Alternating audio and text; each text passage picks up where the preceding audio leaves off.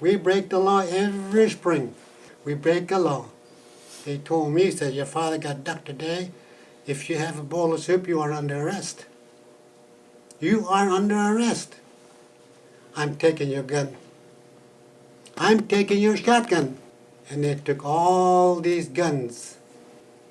That's what we experienced, our parents did. The U.S. Fish and Wildlife Service and the Alaska Department of Fish and Game are joining together to reconcile an unhappy period of Alaska history. Both agencies had a role in implementing Migratory Bird Treaty Act regulations in the 1960s and 1970s. The act was signed into law in 1918 to stop commercial hunting and to protect and restore bird populations. The treaty set a harvest closure for birds and their eggs between March 10 and September 1 across North America. In some parts of Alaska, the harvest closure period was the only time that the birds were present, and when birds arrived in spring, people's food caches were often empty. People were hungry. That's what we ate. We ate ducks in the springtime, you know. And everybody ate ducks in the springtime. So Alaska Native peoples continued to hunt birds to feed their families and carry on a traditional way of life.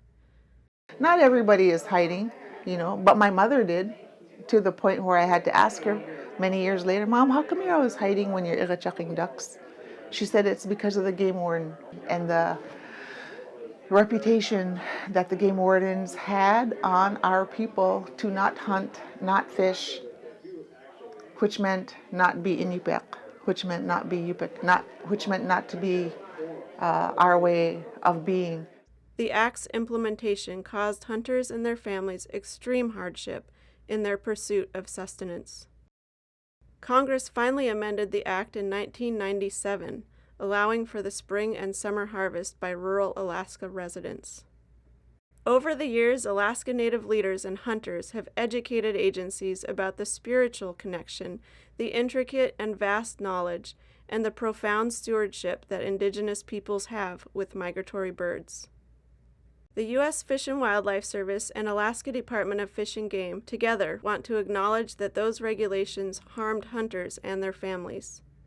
The agencies seek to continue rebuilding relationships with Alaska's Indigenous peoples who were affected by the unintended consequences of past harvest regulations. The agencies recognize the tenacity, brave vision, and resilience of Alaska Native people in the face of the insensitivity of the past harvest regulations. Together, we can all support healthy bird populations, traditional ways of life, and sustainable harvest opportunities for generations to come.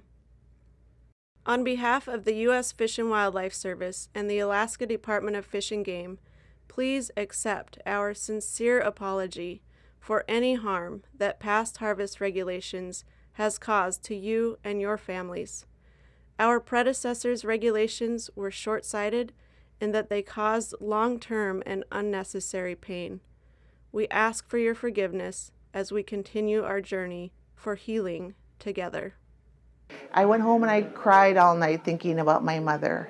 And so I went to work the next day. I'm sure my eyes are all pivot swollen, you know, from thinking about my mom and her having to hide just to feed our family, and how much resentment, not just for me, but for Alaska's Native people, and the opportunity for us to really work together and acknowledge and heal.